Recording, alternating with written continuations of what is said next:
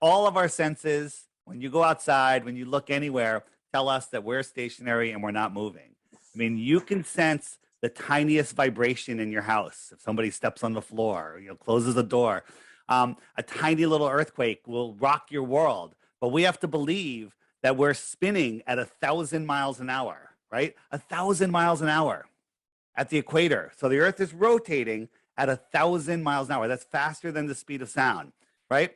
While that's going on, we're orbiting at 66,000 miles an hour. You can't even fathom that speed. We're chasing the sun at the same time at over almost 500,000 miles per hour, okay? Another speed that you can't even fathom, right? And people go, well, I've been on an airplane, I could drink a glass of water and I could walk to the bathroom, right? And so you don't notice that speed. Well, you do notice the speed, but the thing is, on an airplane, you're flying in a straight direction. If you want to just imitate the slowest speed of these four motions that are happening, that would be the spin of the Earth. So you have to double the speed of that jetliner. You have to remove the outside shell of the airplane because the Earth doesn't have a shell around it if it's a sphere. And you have to dive down at 1 mile per minute, right? Just to follow the curve of the Earth, right? Do that and let me know how your glass of water is doing and your little trip to the bathroom. Okay. When that is a pre-programmed response that people have when you say, well, you don't feel the motion because it's so big and it's, it's all relative. That's not true. When you're going in a straight line, sure, that you don't feel the acceleration, but maintaining a speed and turning is acceleration. Simple experiment you can do in a car, in your home, get a dinner plate, fill it with water to the edge, and try to move it across the room. Put it on a coaster, on a roller thing, a skateboard, whatever, in a car, and then have that car speed up and slow down, or slow down the tiniest bit, or turn the tiniest bit. What happens to that water, right? They want us to believe that we're going through all these directions at speeds you can't fathom. Here's a little example. This is called the hypersonic sled track. Okay, it's going to go by at Mach 8.6. Can't even see it. Okay, Mach 8.6. You have to believe that this blue marble, a rock with water on the outside and air on the outside, is orbiting around the sun 10 times faster than this. It's also chasing the sun at 100 times faster than this. You can't even fathom this speed, right? And then when we go out in nature, we see things like this. Your common sense tells you this isn't moving. Nonsense tells you that it is doing all those crazy speeds. People that believe we live on a globe have no idea of the numbers that I just told you. And for those of you hearing this for the first time, your brain can't even conceive these speeds. These distances that they use are beyond what we're able to imagine. Okay? When you go outside, you see scenes like this.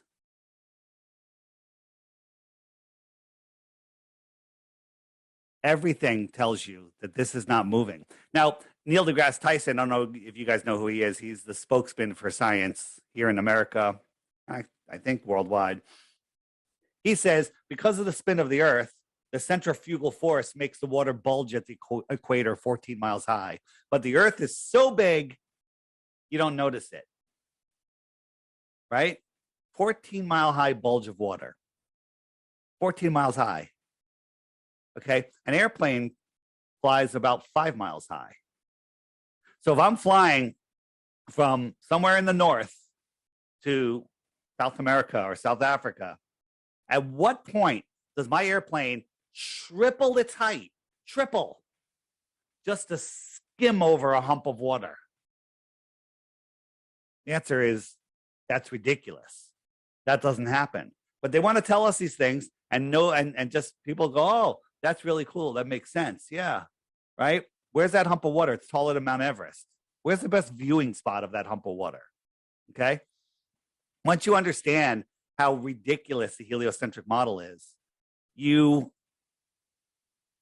have to throw out everything you've ever been told. Everything. right? But here's the thing: when you and you guys are in the UK, I'm in America. Here in America, one of the first worksheets kids bring home, I think it's the same where you are. One of the first worksheets in kindergarten or first grade is the orbits of the sun and the moon and the earth. Like the earth goes, the moon goes around the earth and the earth goes around the sun. That's like one of the first worksheets. They are indoctrinating your children with nonsense. Then they go watch Disney, right? Walt Disney and Werner von Braun, the Nazi scientist who started NASA, are best friends. They're the same. Okay. Then they watch Sesame Street here in America, and they have astronauts on there. And they have all sorts of programming. So you get a kid between, the first 7 years of their life and indoctrinate them with a foundation that we live on a spinning globe flying through an infinite space. And all of their cartoons and shows are about space travel and Star Wars and Star Trek and everything else. Well, you've set a foundation for them that they build their whole worldview on. And it's really difficult to get people to let that go. Their egos sometimes say, no. If I admit that, I have to admit my entire life is a lie. And I have to rethink everything. And some people just aren't ready to do that. But once you do, once you understand what this model is, what the heliocentric model is, right? That I was saying earlier on, before we started recording, that there's two things globe believers have in common. One, they have no idea what their model is. They have no idea the speeds that I told you, right? We have guys going around the country offering, hey, I got $200 if you can answer 3 questions. And like the easy questions, how many times does the earth rotate in one day? That's pretty basic, right? A couple people get that right, very few though. How fast is the earth spinning? How fast is it orbiting? How far away is the sun? How big is the sun? All of these questions, which if you believe in it, maybe you should know them. Nobody knows it. No one's won the $200. Okay. And these are basic things, but people believe they live on a ball, but they can't come up with one reason why. Not one. Okay. So at that point, if you can't come up with one reason that you believe something, is that brainwashing, indoctrination? What do you call that? What do you call that? Right? So those are just the simple things.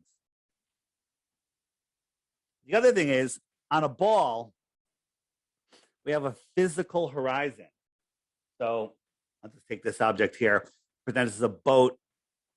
And as I go away, it goes behind the horizon, right? It's disappearing from the bottom up. If we lived on a ball, this would happen, right? And if I zoom in, you still can't see the bottom of the ball because we have a physical horizon right here, right? This is a physical horizon, right? The thing is, we don't have a physical horizon. Our horizon is optical. What do I mean by that, right? No matter where you go, no matter how high you go, the horizon looks like it's at eye level. Okay, it rises to what appears to be eye level. If you're on a ball, the higher you got, the farther you would see, and the lower that horizon would be. Right? So let's just look at optical horizon. So when we look into the distance, the sky meets the ground, and where it meets, not really meeting. We know it's not meeting, but that's where the limits of our vision due to perspective. But if I zoomed in, I could zoom in and I could open up that space and I could see what's behind it, what's in there that's too small to see. So this is something they don't teach in school. The optical, what's the optical limits of your eyes? Wait, I'm losing the phrase. It'll come back. The angular resolution limits of your eyes. When something is too small, like if I had a penny right here, you can see it. But I think a penny at 200 yards away is too small for your eye to see, or maybe it's half a mile, whatever it is. At a certain distance, things get smaller and smaller. This is pretty big, but as it goes away, it gets smaller and smaller and smaller. And eventually it gets so small, your eye can't resolve it. So here's a boat. There's no boat here. So we're zooming in, And as we zoom in, we're just increasing the angular size. And look, there's a boat. There's a boat. I'm going to zoom all the way in on this boat. You see these little waves in the foreground here? The waves way in the foreground will block the boat, just like my finger can block the boat, right? And it's disappearing from the bottom up. Now, someone that believes they live on a globe would say, well, it disappeared because it went over the curve. But as I showed you with a physical ball, that's a physical horizon. You can't zoom in and bring it back. When people say, well, that boat's not really that far away, you know, it's not a good example. So, well, let's look. On a globe, 24,901 miles around, another fact that globe believers don't know, that's the size of your globe.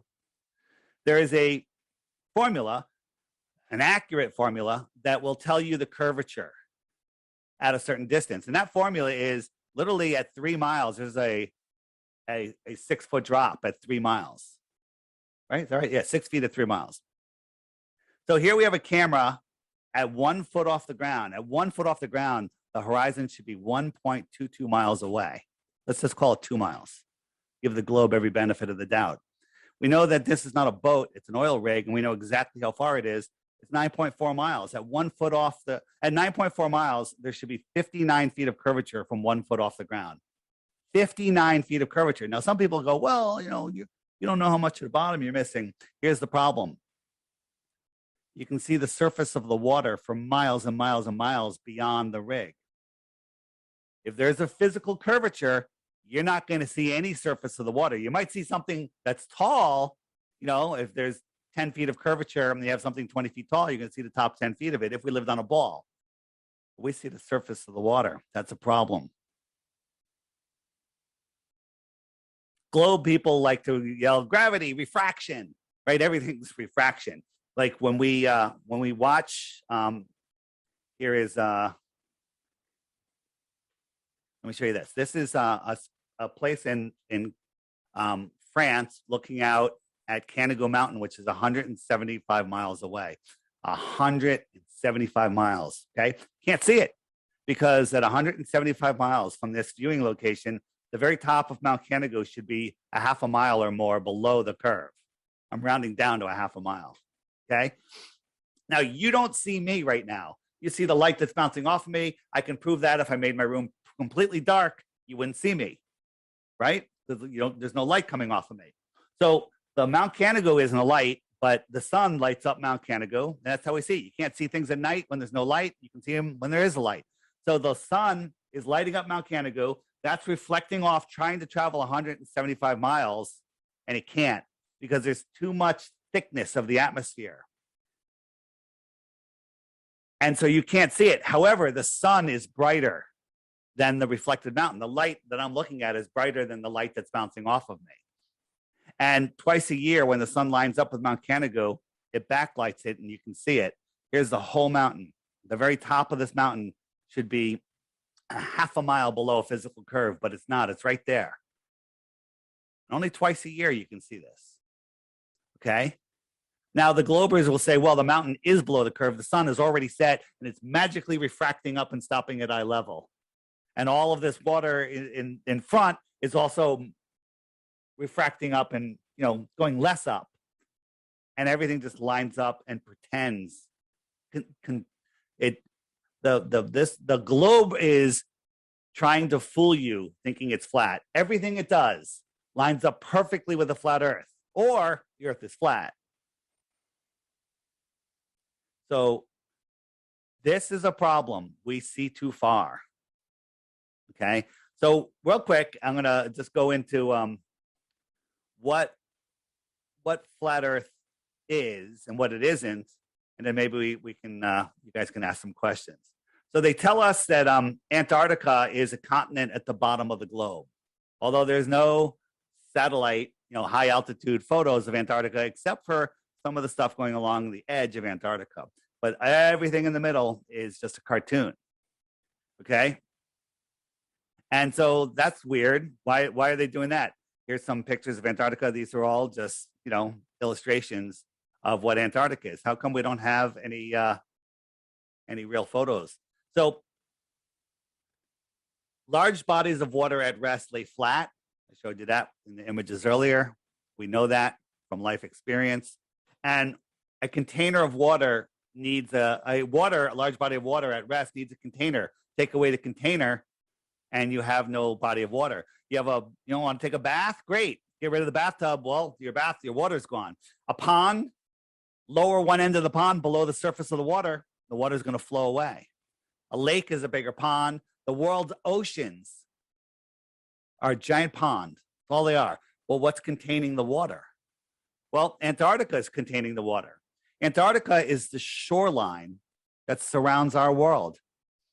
One thing they tell us is Antarctica is the highest land on Earth. That is true. They give us a little bit of truth.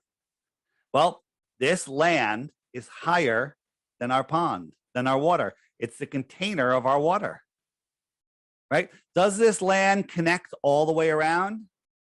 Maybe there's just more land beyond it. What's out here in this outer area, right? This pink line here is 60 degrees south, 1,000 or more miles away from Antarctica. You can't even see Antarctica from here. No one is allowed to independently explore beyond that line. Why is that, right? In the 1940s and 50s, they started exploring Antarctica. The world's at war, fighting for resources, fighting for territory. And Admiral Byrd goes out there and goes, there's land bigger than the United States filled with resources. Uranium, coal, oil, everything. No people, no animals, no wildlife, nothing. It's just resources. And the UN goes, Antarctic Treaty, 12 countries sign on immediately. Now all the major countries in the world have signed on. Nobody can independently explore Antarctica, right? You go, well, I can go to Antarctica. There's trips there, and they cost, they're out of most people's price range. They're $10,000, $20,000, $50,000, and they take you from Santiago. So they tell you right here. Now this little peninsula here is bigger than some countries. Don't be fooled, right? So they take you to this island here and they tell you that's Antarctica, and no one's allowed to go explore. Even if they let you explore, walking from the tip of this to here. That's 1,000 miles. You're not going anywhere. You're not seeing anything, right? This is what they show you. Nobody's allowed to explore out here, right? People go, well, show me the ice wall. Okay, here's the ice wall. Okay, the ice wall, it's not a wall like the Game of Thrones. It's the shoreline of our ocean. This is the shoreline of the outer lands that we believe, that we call Antarctica, okay? When people say, show me the ice wall, that this is what they've indoctrinated you to think flat Earth is. When in reality, this is what flat Earth is. Here's just the shoreline of our ocean. Okay. This map was in all libraries, all schools. The Gleason's map. It's a navigation map. It's the one that the UN uses as their logo. This is the most accurate map of the world, in my opinion. People go, well, it's just a projection of the globe. Here's a question for you. The map was in 18 something, right? How in the 1800s did they make an accurate model of the globe, right? According to our history, we're in horses and buggies and whatnot, and then project it into a flat Earth map. They took our map and wrapped it around the globe. They took our map and wrapped it around the globe. And they flip it upside down and tell us that that it's the other way around, okay? They tell us it's the other way around. They tell us that, oh, this is just a projection of the globe. They took our map, wrapped it around the globe. This is Antarctica, and they brought it all down and said, this is Antarctica right here, not out here. Okay?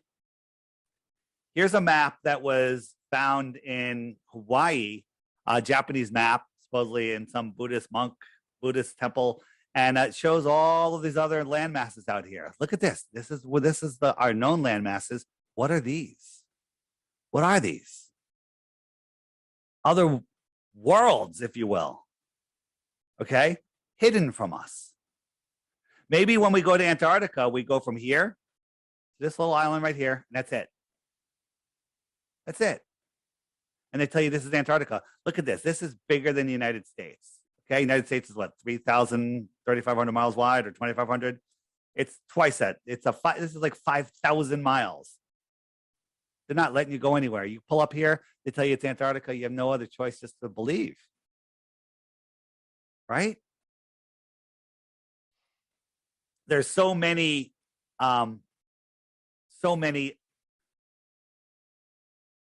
ideas of what's out there. And the thing is, we don't know for sure. You know, I like this. I believe there's more land. I don't have proof of it. Lots of stories, lots of evidence. It makes sense. It's scientifically possible versus scientifically impossible outer space. We'll talk about outer space for a minute, and then we'll come back to you guys. Okay. So what if the world was like this? Here we are. Here's our pond. The sun goes around, right? And then there's other ponds across. This is thousands of miles. Okay? Thousands of miles. Right? Interesting. Here at one of our major airports, this is the Dallas International Airport. This is TSA. They got a flat earth map and they're guarding the outer lands. Weird, right? Strange. Flat earth map. So let's just talk about space for a moment. So they tell us our sun, oops, and I lost my son. All right. They tell us our sun is gigantic and we're tiny next to it. So if the sun was one of those big yoga balls, the earth would be like a BB or a small marble, right? You with me? Right? So why doesn't the sun look so gigantic? Because it's so far away. You guys know how far away the sun is? 93 million miles. Well, that's closer than 1 trillion miles, but it's still far. Okay.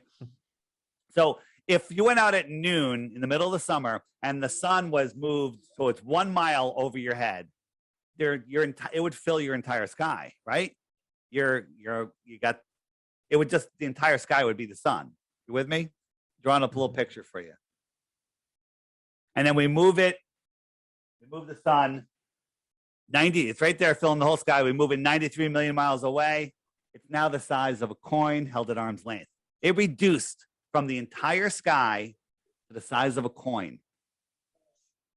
What happens if I double that distance? How much smaller does it get? A lot smaller. Half the size? I say more. What if we 8 times the distance? 8 times as far. Could you see it? I say absolutely not. Let's be safe. 8 times the distance of the sun is 1 light hour, because the sun's 8 light minutes away, they tell us. So at a light hour, 8 times 8, 64, a light hour. Well, let's make it 48 times farther than that, 2 light days away. Absolutely impossible. You could not see it. Okay? Well, I can't move the sun that far away to prove it, but let's take something that NASA tells us. NASA tells us Polaris, our North Star, is 48 times bigger than the sun. So if it's 48 times bigger, let's make it 48 times farther than the ridiculous distance I just made the sun. That's about 100 days. So 100 light days away, less than a third of a year, a light year. There's no way you can see Polaris because we scaled it. You know, they tell us that the sun is 400 times bigger than the moon and 400 times farther, and they look like they're the same size, or they're the same size. Okay, but we'll listen to NASA. Okay, so putting Polaris at that ridiculous distance, scientifically provably, that we can't see it. The angular size is too small. The light intensity is going to get weaker and weaker, but they don't tell us it's 100 light days away or even a light year away. They tell us it's 433 light years away. Okay? It's absolutely laughable. The way they get away with this is people aren't taught these numbers. They're not taught to memorize them. They're not required for passing the class. and they're just told to believe, and then they're filled with fantasy, with all these space movies, and people, well, you think that we're the only life out there, and we're brainwashed to believe, oh, that's really egocentric of you to think in all of the universe that we're the only life. Well, you know what? I bought into that. That's a good thought. But what if the universe isn't set up like that, right? What if the universe is set up differently? Space, right? We live on a rock. Wait, let's talk about space. Once upon a time, nothing exploded and became everything. That's a cool story, right? Right? Once upon a time, nothing exploded and became everything, right? And then all of the rocks started coalescing into rocky balls, and somehow all of the gases started collapsing on each other. And they became these giant balls that burst into flames, nuclear furnaces, because there was so much gas that it compressed and turned into a nuclear furnace. And it left a void, a vacuum in between. In between all of the stars and all of the rocky balls, there's a void, a vacuum, no pressure. So now we have burning balls of gas in a vacuum. And the gravity from the gas is holding on to all of the planets and making them work in perfect order, where they repeat their motions all the time. This is nonsense. This is absolute insanity. Okay? To believe this. You guys know about what's called the three-body problem? So in science, they've been trying to model the solar system, and they can take the world's best supercomputer and say, okay, I got a sun, it's got this much mass, I got a little planet, I'm gonna put it in orbit, and it's got this much mass, and the computer will tell you where it's going to be for eons. It knows where it's going to be in an hour, in a week, in a month, in a year, in 1,000 years, and it's perfect. They add one more body to that program, another moon or another Earth, and it goes into absolute chaos mode. They can't figure out what it's going to do next. The world's best supercomputers cannot figure out what's going to happen next. It just goes and goes. They can figure out what's going to happen like a very short period, but it goes all over the place. But we have, they're telling us now that Jupiter has like 80 moons. Okay? The sun holding on to Mercury and Venus and Earth and Mars and Saturn and Jupiter and Neptune and Pluto, and they all going around. And even when we have alignments where all of their gravities would be in a line, nothing ever changes. It's a perfect order, right? We're corkscrewing through space, as I showed you before. And then a year from now, if you go out tonight and take a picture of the stars, and a year from now, same night, same time, same place, take a picture, every star will be in the exact same place, even though we traveled 4.5 billion miles from where we were last year. Another number you can't even fathom, 1 billion. 1 billion seconds is 31 years. Okay? It's a horizontal plane. Absolutely, a topographical horizontal level plane. And we could explain a lot of things. But the globe, and there's a lot of flat earthers. Hey, some people say we're in a dome. Some people say well, it's really not a dome. Some people say it's an infinite plane. Some people think that there's more worlds out there. I'm one of the people that think there's more. I just want the ability, the freedom to go explore, right? They took away airships from us. There used to be airships all over the world, right? They demonized hydrogen with the Hindenburg, and NASA controls all the helium in the world, just enough for party balloons and the Goodyear blimp. That's it. But if you wanted to start a dirigible company, you're going to have a problem because you're not going to be able to get the approvals, the hydrogen, because if you have a dirigible, you can travel great distances and not worry about fuel, right? You got an airship, some solar panels, a little fan, you're ready to go, right? They don't want us exploring and finding out that we don't live on a spinning ball. The heliocentric system is the matrix for your mind. When we look at things in the sky, when you look at anything, everything turns into a circle, okay? So what do I mean by that? So here's an example, right? So is this the sun? Is this the moon? What is this? Is it a circle? Looks like a circle. What is this? Okay. Well, this is actually a train. Well, train's got a circular headlight on it, right? So as this train moves forward, I'll move it forward a little faster, and we see, well, it looks circular, even though it's really close to us. And as it comes up, we realize, oh, maybe it's not a circle. Okay. So to say everything in the sky is a circle is an assumption that you've been trained to think. So let's look at this. Where is it?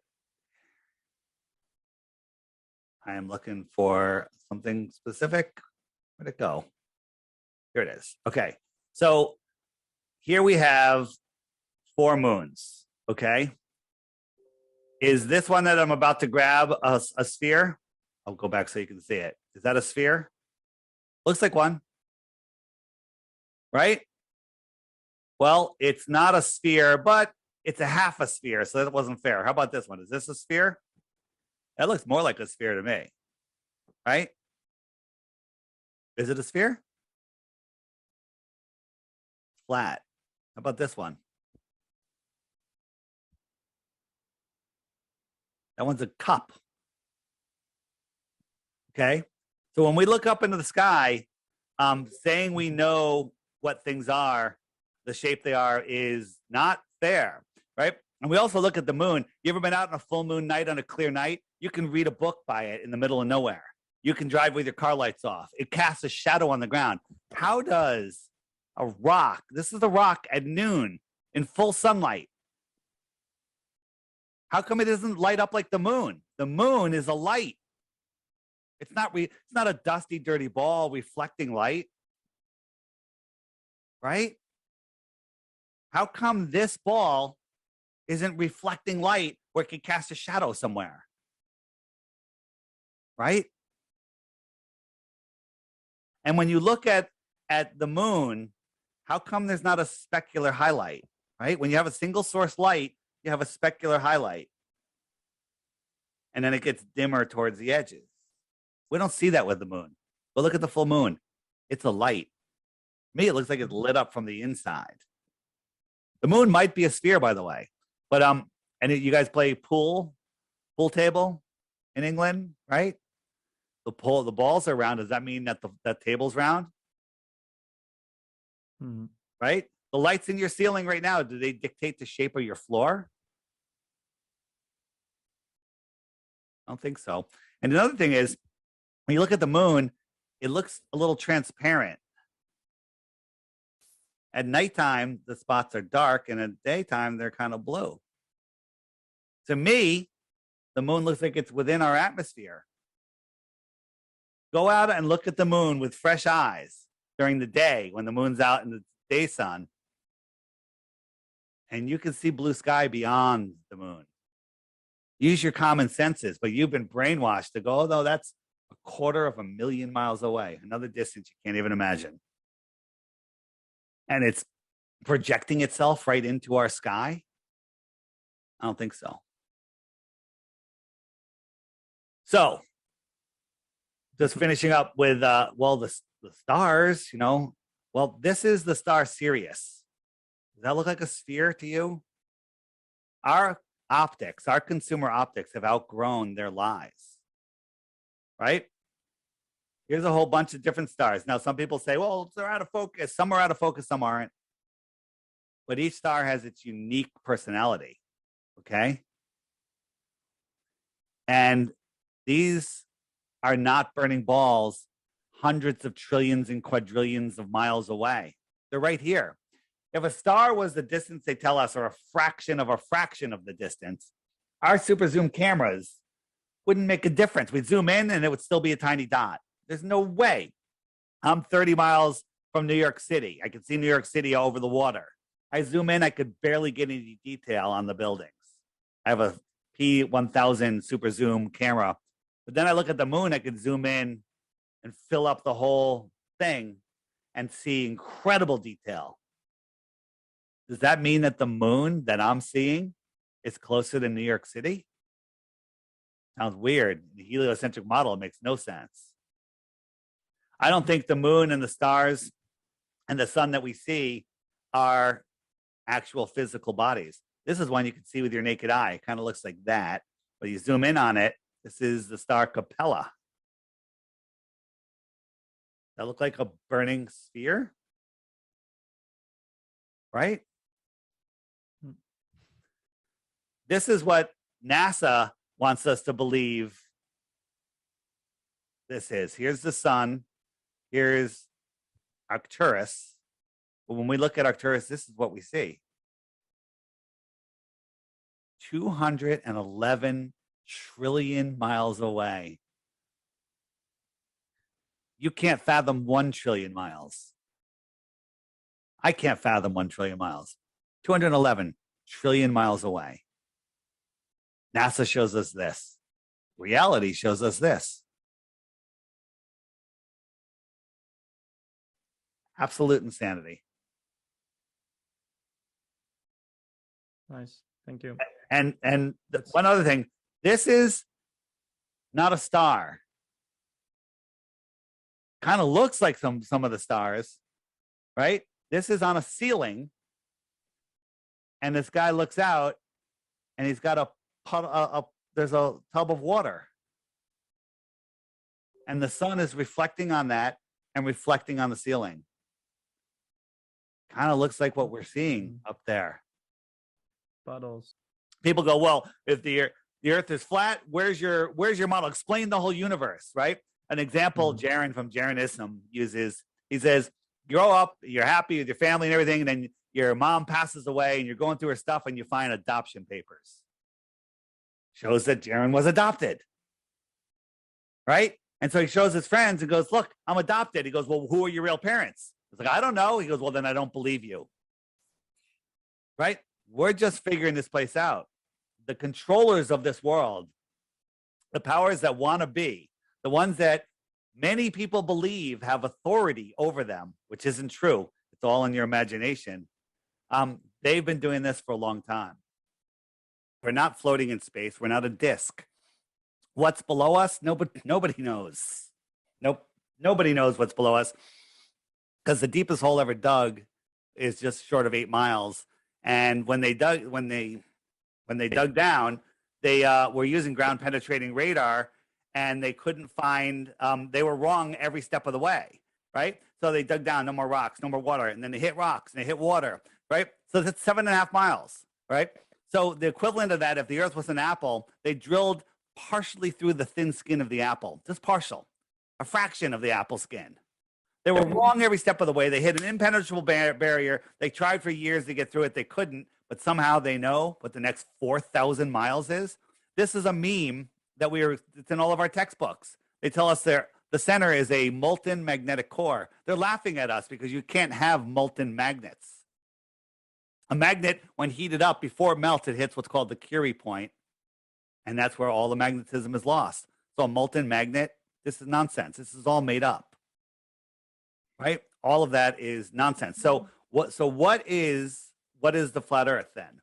Something I like to speculate on. So what if the world was set up like this? We're not a distant space. Think of, I call it the basement of the universe. We don't know what's below it, but it's solid. It's on its foundations.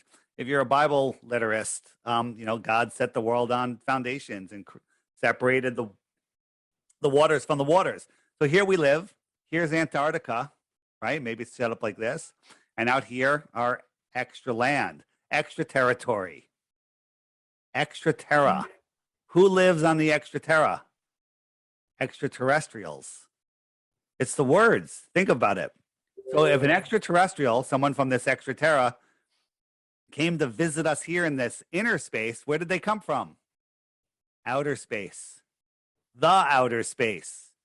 Here. Why are all the largest telescopes in the world in the south, and they're looking south, which is out? They're not looking up. They're looking out, south, right? So let's take it one step further. What if the world is set up like this, right? got more out here. You got another land barrier, right? Or even bigger, right? What if it goes like this, right? And then let's zoom way out, right? Now, these are all possibilities. Again, not claiming any of this is real. I might throw a bet down that it's real. But this is scientifically possible versus the outer space that I just told you that's scientifically impossible. What if we lived here on this puddle? And these are other worlds, right? Other worlds here, just thousands of miles away, not trillions and quadrillions and sextillions through scientifically impossible outer space. Right here. These are other pieces of the plane. You know what you call a piece of the plane? A planet. Plane. P. Yeah. Our sun, and I'll show you a video in a moment. It's putting light, and light gets dimmer over distance and through atmosphere. The sun could be in direct line with you from a high altitude, and you can't see it because its light just can't reach you. They make you believe that light travels for billions and trillions of years and doesn't get weaker. That's nonsense. Is my sound breaking up? No, it's Oh, working. good. fine. Okay. So, but in reality, as I showed you with Mount Canigou, you can't see. The sun will also fade out. I'll show you a video of the sun fading out. Okay. So if you were here and they got you in a secret propulsion, you know, the rockets that you see Elon Musk launching and all NASA, none of them are real. That's a whole nother rabbit hole to go down. But if they took you and you flew up and away, it would become pitch black because you'd be away from the sun, right? Even within our pond, when the sun is over the other side of the world, over China and India, we can't see it. The light doesn't reach us. That's just this tiny little space. So you're a globe believer. I get you on a ship and we take off, we fly up into the darkness, and you watch your sun just disappear into a tiny little dot. And then you're cruising and you'll see other tiny little dots that look like spheres. You'll approach one in total darkness. And as you get closer, all of a sudden you'll start seeing the land and you'll think you're landing on another planet. In reality, you're landing on another planet. Right. So a globe believer could travel, in theory, to another one of these locations and believe they went from one globe to another. And then they go, well, Mars is 25 trillion million miles away or whatever it is. We must have done a bending of space-time, time portal, slingshot, whatever they're claiming, when in reality, they're just going kind of fast, just going a few thousand miles. Yeah. An area of England or wherever that's really flat, and there's a lake that's 25 miles around. 25 miles around, that's a pretty big lake, right? So if you went a dozen miles offshore, you're halfway to the center of the lake. Halfway between the shore and the center, right? 25 miles around. Let's say it's 25 miles in diameter. So the center of the lake is the North Pole, right? Let me show you. The center of the lake is the North Pole. I'll draw it out for you. Where is it? Here we go. So here's the North Pole, right, on our world, and it's at the center of our lake. So here's my here it is. So here we go. I have a magnet right here. Whoops, that's not what I wanted to do. Let's get rid of that. Sorry about that. All right. So I have a magnet right here. I don't know if you can see it. And I got a compass. Okay. And the compass is pointing towards the north. Right. Now I'm going to try to push this compass west. I have to keep turning because I have to keep that west is 90 degrees off of north. So the needle's always pointing towards the center. So I'm going west and I come right back to where I started from, heading 90 degrees west, and you don't even notice that you're turning because that's a big giant circle. If you were on a track that was 100 miles around, you'd think you were going straight. Okay. This is going thousands of miles. Look, now I'm going east and I come right back to where I want. Here's the problem. If I say, okay, I'm going to go west, now I'm lining that stick up with west. West is on the compass, north is right here. If I don't turn to correct my direction, I'm heading south. South is every direction away from the center. Okay. If the earth was a globe, I'd be able to go south from Santiago and show up over here in Australia. No one's ever done it, ever. No one's ever done it. Right? If I go south on a flat earth, I disappear and I never come back because I could be going to the outer worlds, but no one's ever done it. Right? Now I'm going north, north, north. Even though I'm still going in a straight line, now I'm going south. The compass just did a 180. Every straight line is south. South is that way. South is that way. South is that way. South is every straight line. East and west are circles. So now imagine yourself on this lake and you're halfway to the center of the lake. You can't see the shoreline. You can't see the center because it's too far away. You know, the little miniature, you're on the little boat and you follow your compass and there's islands all in the lake and you sail all the way around and you come right back to where you started from. You go the other way, all the way around. Somebody could tell you that you're on a globe, right? And you sailed like this, right? No, you didn't. You sailed flat. You just went in a circle on the flat plane. Now let's go south, away from the center. When you get to the edge, do you fall off into space? No. You hit the land that's higher than the water. Step off your boat, start walking straight away from the lake. A mile away, you can't see the lake anymore. So you keep walking 5 miles, 10 miles, pretty far, 20 miles, 50 miles, whatever. And all of a sudden you come to another lake. Hop in a boat there. You're in a whole nother world. We're not allowed to explore Antarctica, the lands, the outer lands, right? There's some whistleblowers that we've spoken to. One guy that worked in Antarctica, he's 94 years old. He was really nervous talking. He said, well, I have a non-disclosure until I'm 100. Great. Okay. But he said, I think he said thousands or millions of people living in Antarctica. In what he considers Antarctica. Lands beyond where we're allowed to go. Other worlds. I was like, well, how could they hide that from us?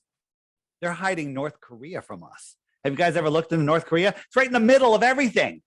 None of us know what's there. There's buildings there bigger than the World Trade Towers, okay, that were built 100 years ago or more, okay? What's up with that, right? Another hidden world right in the middle of our world, in the middle, but they're able to keep us out of there. Antarctica, dark, cold, at least at the beginning. We don't know. There was years ago when I was not a flat earther and I was like Nibiru and all this crazy stuff. One of the webcams in Antarctica, it showed another big body coming by, whether it was a sun, a moon, a planet, but this big body went by in the hazy sky. And in my mind, that could have been two ponds next to each other. And so, we're on the pond here, right? And I'm here in Antarctica, and there's another pond over here. Well, that sun came around. It came around, and you were close enough to see it. That makes perfect sense. I believe that the sun that we see is not the actual sun. What do I mean by that? Okay. I believe that the sun that we see is projected into our sky from the source, which is beyond it, which is maybe above it, within the firmament, beyond the firmament. I couldn't tell you, but that's where the source is. So let me show you a quick little experiment I did. This is what I call my sky sheet. Now I have a flashlight, which actually is a square, but looks like a circle here. It's on the other side of this sheet. It's like 10 feet away. looks like a sun, looks really good. I was very impressed that it looked like a sun. And now I got my girlfriend Paige. I said, where do you see the sun? And I go over to her point of view. She sees it right here. If I quickly drew a circle on the sheet right there, and then I'm looking at the sun right there. She sees it over there at the same time. Is that two suns? Or are we both seeing something in two different positions at the same time? Okay. So let me now I'm going to take it one step farther. Take a breath. It's going to be okay. Okay. Yes, here it is. So on the right here, this is an eclipse that I actually filmed. And by the way, we both stared at the eclipse for the entire almost 2 hours without sunglasses, without protective glasses, and our eyes are fine. Okay. I'm not telling you to go stare at the sun, but they're lying to us. They don't want you looking at eclipses because it's something very special. This is an eclipse that I made. Now, during a lunar eclipse, nobody has ever seen the moon come in front of the sun and eclipse it. No one's ever seen it leave the face of the sun.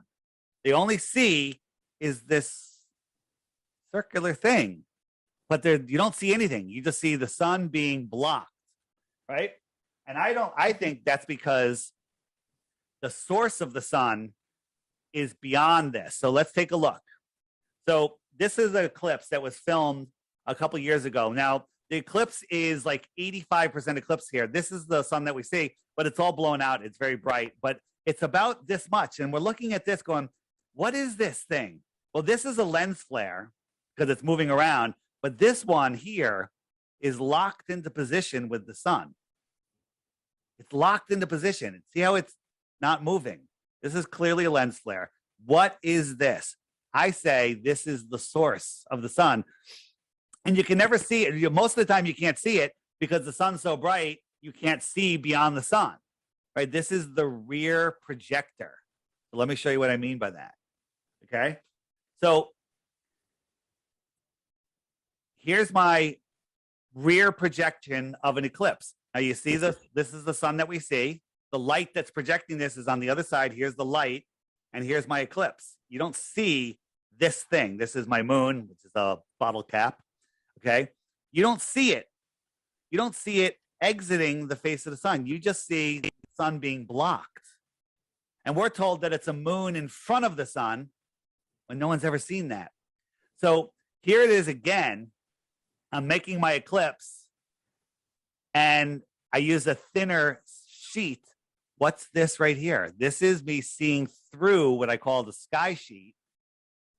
And that's the source. That's the rear projector. Compare that to the actual eclipse. It's the same thing. Think about this. When we have a complete and total eclipse of the sun, how come with infrared, with regular cameras from anywhere, how come no one has ever zoomed in? The sun is blocked out. How come we don't ever see the moon? No one's ever seen the craters of the figures on the moon. Nothing. Well, people go, well, the corona is still bright. Well, guess what? Astronomers have a thing where they don't have to wait for an eclipse to view the corona. They have a telescope that has a round disc in it that blocks out the whole sun except the very edge. And that way they can look at it and see the edge of the sun and see all the flares and whatnot, whatever it is. Well, they also have the reverse of that, where they can put this sheet that has just a hole cut in it and block out the edge of the sun. Well, why don't they use that so the camera isn't blinded, which I don't believe it is, and then we can see the moon clearly? Because when you're watching a full eclipse from the Earth, well, the Earth from that position, if you were on the moon, we have a full Earth, like a full moon, right? So the Earth is shinier and 6 times bigger than the moon. Its Earth shine should light up that moon, just like the moonshine lights up our Earth.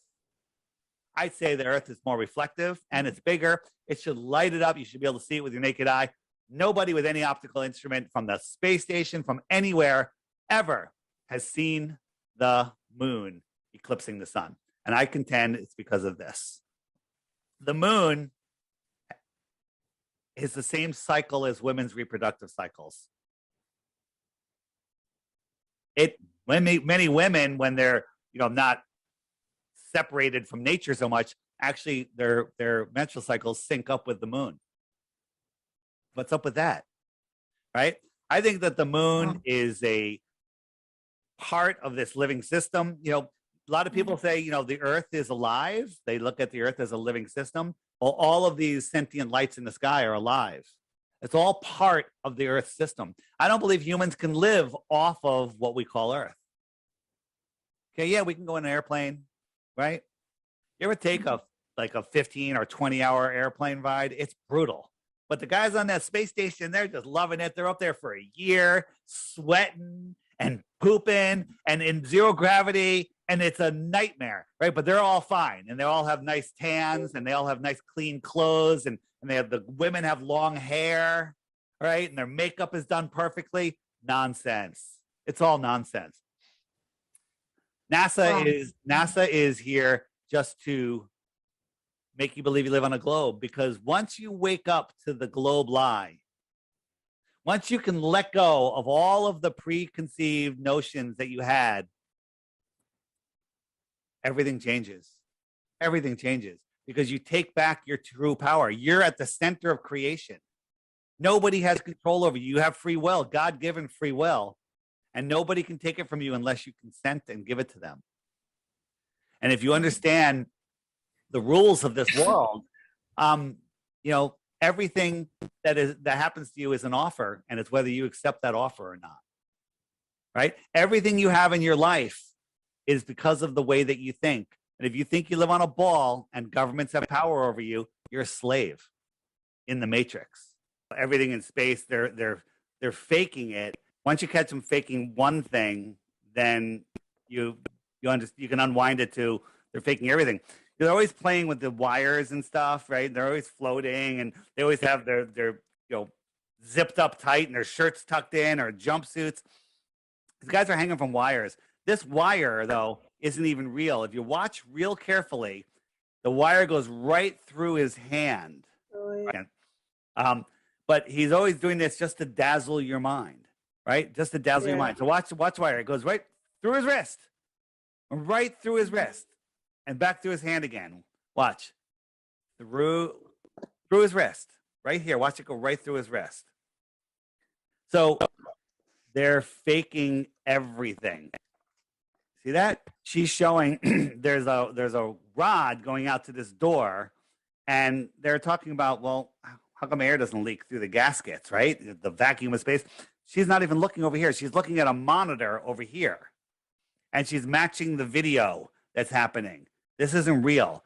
She's in front of a green screen. None of this is real, and she's just faking it. But to make it worse, she's in 0G, okay?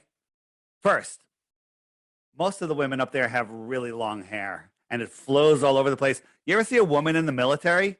Are they allowed to have long hair? Okay? You're on an enclosed space station and have long flowing hair. Why do they have long flowing hair? Because it distracts people and it makes kids go, oh, look how cool. But worse than that, look at her. Let's zoom in. Does she have makeup on? She has heavy makeup on. How do you put makeup on in space? Look at her makeup. It's done professionally. Look at her hair. That's a good hair day. Okay? You'd be happy with a hair day like that. Okay? But how does she wash herself? They sponge bath. They work out for 2 hours a day, sweating their ass off, and then they sponge bath. Okay? Absolute nonsense. And other times, watch these guys. They're all floating around, right? They're all holding themselves. So the guy they're interviewing said, "Can you do a flip for us?" This is all scripted, right? Notice how the windows are always blocked off. So this guy disappears up top to get out of the way. They flip around, and this guy gets tangled in his wires. He gets tangled in his wires. He can't undo it, right? His floating necklace is not real, right? He's trying to undo it. And then you'll watch the guy in the red goes and hits the reset button over here. Okay. So he's stuck upside down. This guy's like, what can I do? Right. And then all of a sudden he'll hit the reset button. And on the video, you could hear the click of the system. So here he goes. He's going over casually. Oh, don't notice me. And he's trying to reset it. I'll zoom in. And I think there's another thing. I'll watch right here. There's a wire that pulls his shirt out. Okay. Right here. Bam. There he is. See that?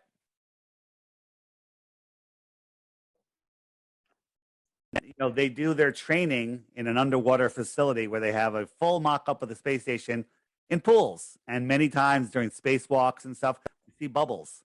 We see bubbles escaping, right? But here's something. This is there was a show, you know, talking about the underwater training facility, and they're showing it. Look right here, green screen. Why do they have a chroma key? And there used to be, we lost the video in the YouTube purge back in 2016 or 17. They actually had green screens in the pool. Why do they have green screens in the pool? They can green out a whole wall. Green screen.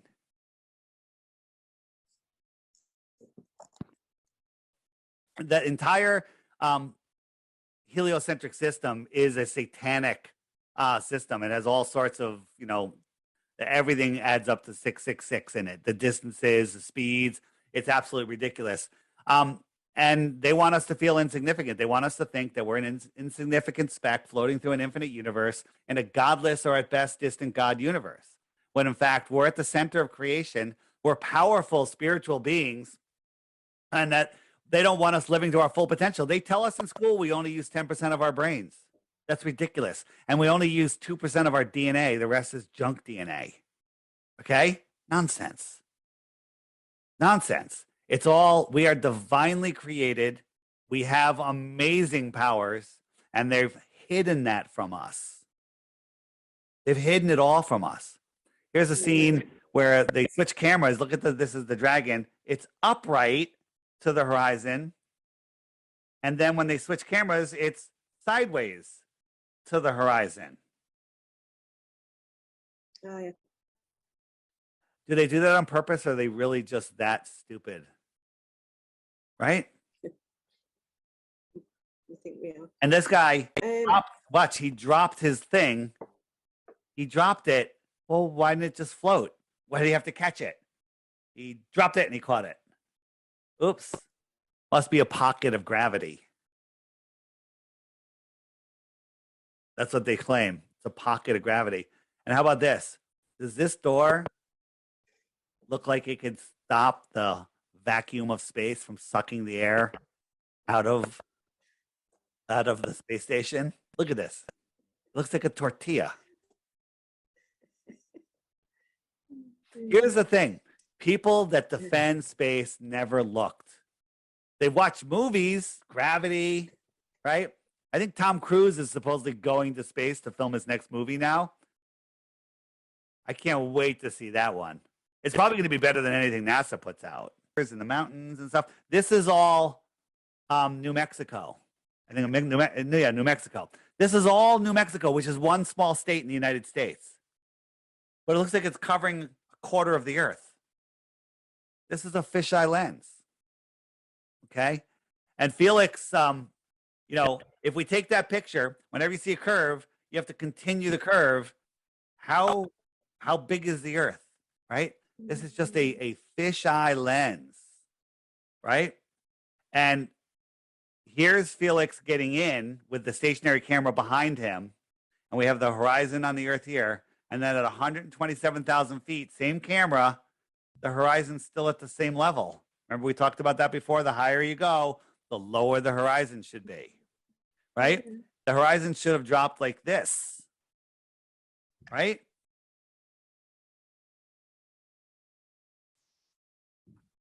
I think that he was told to mention that he saw the curvature of the Earth. And in my opinion, he believes he did. One, he had a curved helmet on that he didn't take off. He's looking through curved glass. They could have asked him if he sees the curvature of the Earth while he was standing on the runway, and he would have seen the same curve. but he's looking through curved glass. Put a curved helmet on, and you're going to see curvature too. So, but the thing that gets me, and again, I don't know, when he was asked, he forced that I saw the curvature of the earth. But when he said curvature, he actually screwed up. He says, I saw the he like messed up his words. And to me, that's a sign of lying. Or he was being told that he had to put that in there. And maybe he believes it. So again, it doesn't matter. It's provably fisheye lenses. My opinion was he's a real daredevil. One of our Globebusters, Iro Landucci, from our Globebusters show, which is on Sundays on the Globebusters channel, he actually was at some event and met Felix and asked him some questions. And he says he's a normal guy, and I think that maybe he believes what he said, believes what he saw. Just like I said, if you're flying from a puddle to another puddle, you believe you're going from one planet to another, when the truth is you're just flying across a flat plane. This was a guy that was going to go pole to pole. Like, all right, this is good. And we could track him, right? It was called Spider Tracks. And he went from the North Pole over here to Alaska, like West Coast, then Hawaii, and I think Indonesia or whatever, Santiago. And then he went to the alleged South Pole. And then he said, well, the weather was too bad, so he had to turn around and come back up through Brazil, New York, and around. And we're like, oh, well, he didn't do it. Guinness Book gave him the world record for pole-to-pole circumnavigation. When in reality, all he did was went here. He went here. This is the track I just showed you. He went here. He turned around and came back. This is all he did across a flat plane, right? And then there's another one where the person went here, and we took their tracks. They went out here, then they went over here, and then they came back here. And they said that they went across Antarctica. No, they didn't. Right? And I don't even think they actually even did that. But according to their navigation, this is what they left here and they were picked up over here. No, you want to go across Antarctica, you got to leave here and be picked up over here. Nobody's ever done it, ever. Captain Cook tried to circumnavigate Antarctica. Antarctica, they tell us, it's about 10 to 13,000 miles in circumference. So that's a nice trip, 10 to 13,000 miles. Captain Cook tried it. It took him 3.5 years. They went over 68,000 miles, over 60,000 miles. 60,000 miles to go around Antarctica. The equator, which is here, is only 24,000 miles around. This, if it was a ball, should be less than that.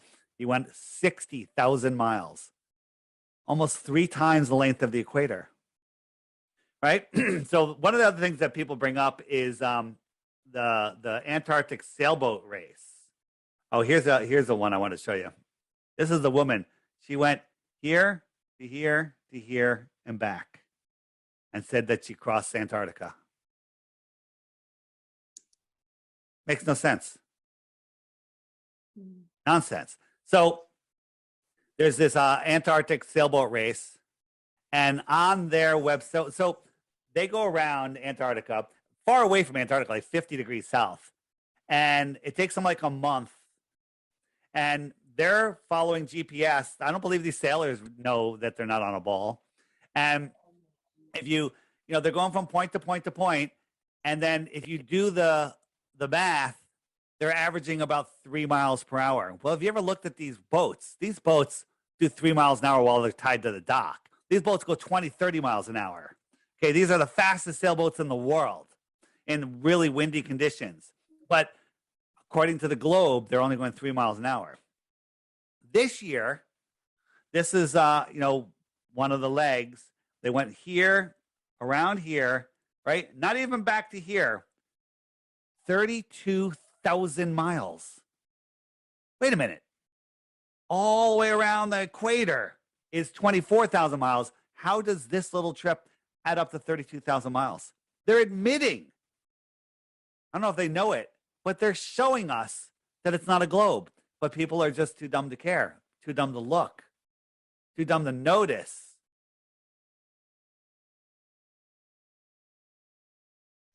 This is mixing a ridiculous fake flat Earth model with the fake heliocentric model. Two fake models. That's what globers do. They mix a incorrect flat Earth model. If flat Earth was supposedly what globe believers think it is, I would laugh at it too because it's ridiculous. This isn't flat Earth. I showed you what flat Earth is. Okay, Flat Earth Society comes up first in Google searches. When you Google flat Earth images, all of those images are from the Flat Earth Society. Okay, and that's it. So flat Earth, it has a little bit of truth and a lot of nonsense. Easy to find. Obama himself said, like when he was president, I think in 6 different times in speeches, he said, "We don't have time for a meeting of the Flat Earth Society," because he wants you to go there. And he threw out, like one time he was doing this big solar array, and he's standing in front of the solar array. It's huge field of solar panels. He goes, this solar panels across this flat plane. Why did he throw that in there for? And then later he throws out, "We don't have time for a meeting of the Flat Earth Association, the Flat Earth Society." If you want to learn about flat Earth, do not Google flat Earth. You're just going to get fed state-run nonsense. My app, the Flat Earth Sun, Moon, and Zodiac Clock app, is the best way. It's